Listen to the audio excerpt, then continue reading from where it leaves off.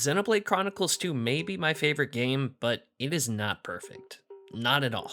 If I had to try to sum up the issues it has into a single word, it would be unpolished, I think. This doesn't apply to everything about the game, mind you, but there are some important pieces of it that feel like they're missing some time in the proverbial oven that is development. Or, maybe all of the developer staff working on it. Nintendo, please let Monolith make their own things. I think one of the biggest pieces that needed that time is its early game. Just from what I've personally seen and heard, the majority of people who try Xenoblade 2 and dislike it always drop the game because of issues that stem from just how limited the gameplay is in the beginning chapters and how frustrating it is to learn. Thankfully, there are plenty of resources available now that will make the experience much more manageable, especially for people trying it out because of Pyra and Mithra and Smash. But I can't help wondering what the game would be like if it had that polish it's always been missing. So I decided to come up with some potential ideas myself and put them here in this video. Fixing a game is a broad statement. To make things a bit clearer, we'll put a couple conditions in place. First, these changes I'm proposing are only going to affect the gameplay. No story changes whatsoever. Every objective, event, and battle stays exactly where they are in the exact order they happen. The story and characters were the main thing keeping me invested in the game anyway, so I wouldn't want to change it. Next, we'll only focus on the game's content up to the end of Chapter 3. That's right around the point where things actually start to pick up the pace and you finally have access to the majority of your tools and battles that make it engaging. With these changes, we want to try and make it engaging well before that point.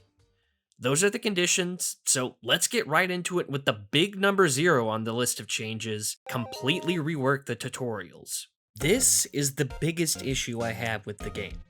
The reason why it's number 0 is because this is a huge change that would apply throughout the entire experience, not just the early parts. The tutorials in Xenoblade 2 are infamous for being vague, unintuitive, and downright confusing at times. It's impossible to even reread them after seeing them for the first time. People had to take dozens of screenshots just to make their own archive of the info. They're that bad.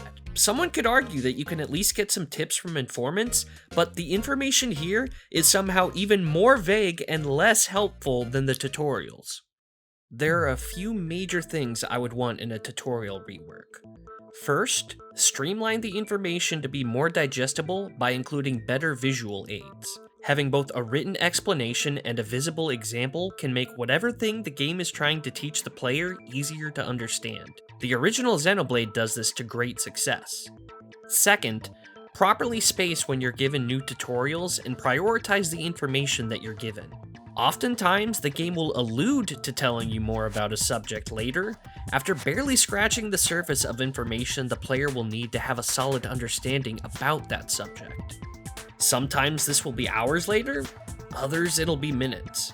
We'll go over some examples later on in the video, but this can be frustrating when it feels like there's no rhyme or reason to what the game is trying to teach you. Finally, let the player go over the tutorials again whenever they want through the main menu screen. With all of the fixes and quality of life changes the game had after its release, I am shocked that this wasn't one of them. There is absolutely no reason that the player shouldn't be able to freely access information about the game's systems, especially considering how dense and complex they can be here. With that out of the way, let's move on to the actual start of the list.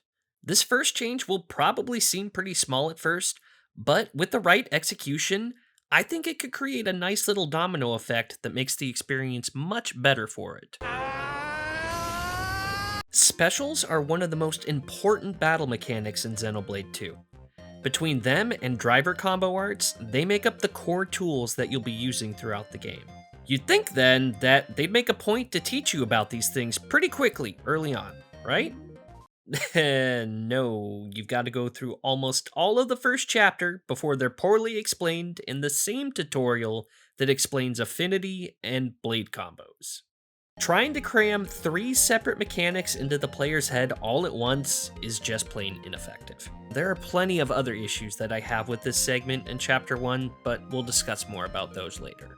If the special attack mechanic is introduced right at the beginning of the game, This doesn't just declutter that tutorial we mentioned, but it also gives the player plenty of time to get used to a key piece of the battle system straight away. With this game in particular, I think repeated exposure and experimentation with its mechanics are the ideal way to learn them. There's even story precedent for Rex knowing about arts when they're supposedly something only drivers can use, so why not go the extra mile and let him use a special attack too? This raises the question of what element this special would be. Special attacks are normally determined by what blade you're using, and each blade is attuned with one of 8 different elements. This is where blade combos start to come into play. In this instance though, I honestly don't think that it would need an element. If you separate learning how blade combos and specials work, it could make it a lot easier on the player. The basic special Rex would hypothetically start with here could just be a nice damage dealer, or if they were feeling really daring, they could give it a driver combo effect and teach you about them way earlier than they do. There are a couple other smaller changes I would lump together with this one. They kind of go hand in hand. First, I would move the tutorial for canceling auto attacks into arts up to the first battle of the game on Gramps' back. For whatever reason, it doesn't teach you about this until the battle with Captain Padraig in Chapter 2.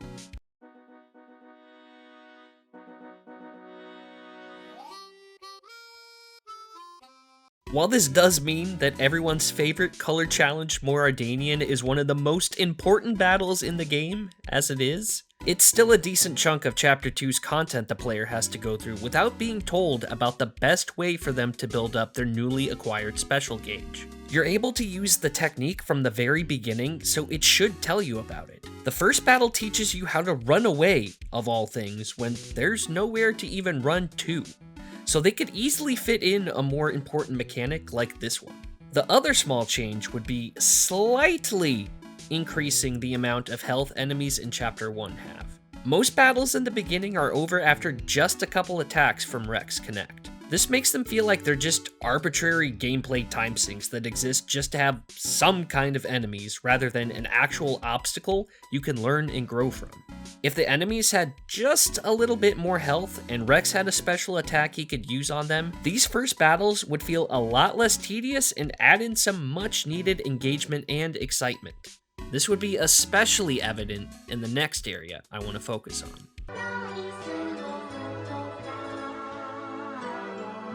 The Ancient Ship is the first dungeony area you get to explore after starting the game. And man, do they do a ton of work to hype this place up. The sequence with Rex and the other salvagers diving into the Cloud Sea to bring the ship up to surface, man, it builds tension and anticipation in just the right way.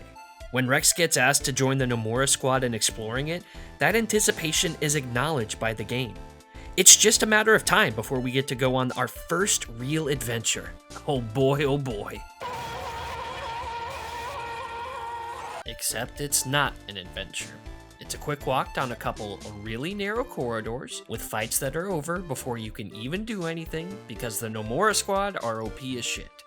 And despite having 3 scripted encounters during the course of this short section, for whatever reason, the only one that takes the opportunity to teach you something about the battle system is the last one, the one we talked about earlier that teaches you way too much all at once.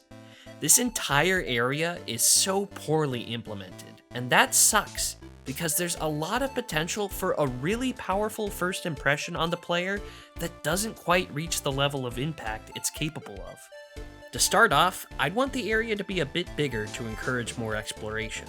With the way it is, there's very little reason for you to do anything other than simply making it to the end. This might be pushing the no story changes condition, but I think this would be a great chance to introduce field skills to the player by including some more roadblocks. You know, make it so Sever Super Strength is needed to turn the switch you come across. Or like a path blocked off by water is opened with Dromark's Water Mastery. Something. Little stuff like this can go a long way in improving a player's experience and their understanding of what the gameplay is going to expect from them. The next change I'd make would be the one we already mentioned, being smarter about the use and placement of tutorials. Here's an example. As soon as you're back in control of Rex, once the first scripted encounter starts, there's a new section of the UI that hasn't been there up to this point. This one, right here. This is the party gauge, one of the staple mechanics throughout the series. The problem is, the game doesn't tell you anything about the gauge, like how it's used or ways to build it, until a different encounter all the way in the next chapter. Using this first encounter on the ancient ship to teach the player about the gauge makes sense, since it's also the first time they'll have a party with more than just Rex in it. One of the biggest uses of the party gauge is for executing chain attacks. However, in Xenoblade 2, you aren't able to use chain attacks until Chapter 3, which can be hours of gameplay you've gone through without being able to fully utilize the one universal resource your party has access to. This is the next change I would want to make, teaching the player about chain attacks during the second scripted encounter here, and letting them use chain attacks from that point forward. This helps the last encounter not feel so bloated with information, adds some hype value to the second encounter that it really needs, and most importantly, gives the player access to one of their most important tools at just the right time. Chain attacks in Xenoblade 2 are simultaneously one of the most enjoyable and worst explained battle mechanics in any RPG I've played. Trying to break it down here would take way too much time, but the gist revolves around breaking elemental orbs on enemies after finishing a blade combo on them to get more turns to attack. More turns means more damage means bigger numbers, and bigger numbers mean everything. One of the best ways you can teach a player about how things work in a game is by giving them the chance to experiment on their own. And unfortunately, with chain attacks not usable until Chapter 3, the best opportunity to get that hands-on experience is missed. Throughout a lot of Chapter 2, you'll have just two characters in your party, Rex and Nia. Their main blades are of opposing elements, fire and water, and it just so happens those elements have a really handy blade combo that can pull off with Steam Explosion. If you could use chain attacks by this point, you could start getting a general understanding of how they work without the game even telling you, just through the gameplay. No tutorials necessary. By letting the player discover this in a somewhat controlled environment on their own, it'd reinforce the time they spent playing the game up to that point as a positive thing.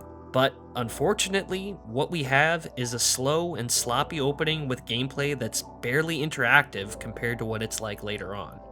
And even more unfortunately, what we get after that opening isn't much better. Bro, I'm straight up not having a good time. Gormott is the first big, fully explorable area you get to in the game. It's got its fair share of charm to it, don't get me wrong. There are some legitimately beautiful locations with plenty of stuff off the beaten path for you to find. I love the environmental world building, with the rural Torgoth having the much more industrial Ardanian military base sticking out like a sore thumb. It takes a lot of clear inspiration from the first similar area in the original Xenoblade, the Bionis Leg. They even made sure to put the absolute legend Territorial Rotbot here just to solidify the true Xenoblade Chronicles experience. In spite of all this though, the time first spent here in Chapter 2 falls flat for me in a lot of ways. For starters, it has the same tutorial mismanagement problem we've been talking about all video. This is probably as bad as it gets for me. Since it's our introduction to blades, this means it's going to try to teach us everything it can about all the ways we can use them, interact with them, help them grow, and you can already guess that it does none of this to any degree of competency. Why do the driver and blade affinity charts have separate tutorials if you're just going to have them happen a few minutes apart from one another? Why teach the player about blade combos making elemental orbs if they can't even use the technique needed to interact with them? At this point, it's potentially detrimental to finish a blade combo if it means you're going to have the damage of at least one of your blades by doing so. Why teach them about driver combos now if they don't have a way to go beyond breaking an enemy? And then just teach them again in Chapter 3. I've ranted long enough about the tutorials at this point, so you already get my drift. Fix them. The main reason I find Gormott so boring lies within the content itself.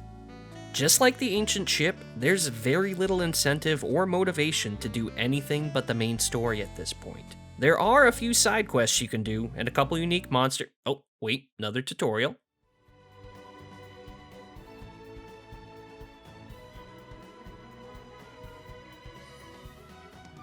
Okay, a couple unique monsters you might stumble across, but that's it. The Collectopedia has been removed, so there's not much reason to go hunting for collection points. The side quests very rarely have you exploring parts of the map that you wouldn't normally think to either. I missed out on so many landmarks and secret locations my first time playing through the game, just because the area felt way less rewarding to explore. One of my favorite parts of the world design of the original Xenoblade is how it uses its unique monsters. More than just being a challenging encounter, they're carefully placed and included in the many areas of the game in a way that makes the open world more engaging. Now, engaging is a word I've used a lot, and there's no better time to expand on what I mean than now. I consider myself engaged with a game if I'm feeling motivated to experience the content it has to offer. In short, I'm engaged if I want to play the game. In an open world RPG, this would be stuff like completing quests, fighting cool monsters, and finding new places. If it's done well, these things aren't necessarily separate from one another and blend together to make one cohesive, enjoyable experience. Find new places by completing quests, fight cool monsters by finding new places, complete quests by fighting cool monsters, so on and so forth. The game does do this, it just doesn't happen all the way from the very beginning like it does in the original. When it's done poorly, you're left with a bunch of side things to do, but not much justification to go out of your way to do them instead of the main story, which at least pushes the game forward. I think this section of the game falls into that description, and you can see it most clearly in how differently its unique monsters are used. To be honest, they're barely used at all. There's only a bit more than half the amount of them in Xenoblade 2 compared to the original, so they're already going to be way less common to find based on that alone. A good chunk of them are a high enough level to be late game challenges that you have to come back to, rather than ones you can take on straight away. I do think having those tougher enemies serve as motivation to revisit older locations later on is important, but the balance is too skewed towards these types of enemies in this case. All it does is remind the player that there will be cool stuff they can do, but it'll have to be after they put in a few more dozen hours of gameplay to get there. If there was a better incentive for going through the content and better direction to finding that content, I think this part of the game would do a much better job at selling the open world RPG experience it can be. Maybe they could do something like Final Fantasy XIV's hunting log for the unique monsters, where you get a general location and a lump of XP for tracking it down and beating it. I'd love it if there was a way to track enemy objectives for affinity charts like there are for regular quests. That would make grinding them so much easier than having to go to a wiki page every time I see a monster I don't recognize. I wouldn't say no to there just being more unique monsters in general either. The more the game challenges you, the more you're pushed to get better at that game. In Xenoblade 2's case, it doesn't feel like it wants to push you at all during this portion. It wants to show you a lot of cool things, but it won't let you do any of them, which leads us to the last part of the list.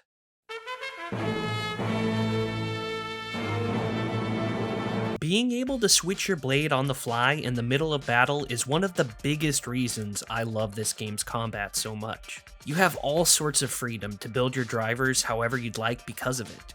Every fight becomes this high-speed dance where you need to adapt to situations in an instant. Otherwise, you just lose. That's how it is by the end of the game, at least. When blades and the bonding mechanic are first introduced in Chapter 2, you're only able to have 2 blades linked to a driver at once. It's not until completing Chapter 3 that you're able to use 3 blades on a driver.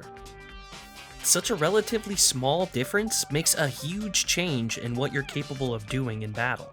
Having access to another blade means another element the player can consider when setting up blade combos. It also means another set of driver arts, which could include more driver combo options. Even outside of battle, you get access to another set of field skills, which opens up more places to explore early on. There are only good things to come out of having access to more blades. The game is hesitant to give the player this level of freedom, though. This is where my second biggest issue with the game lies. its overdependence on horizontal progression instead of vertical progression.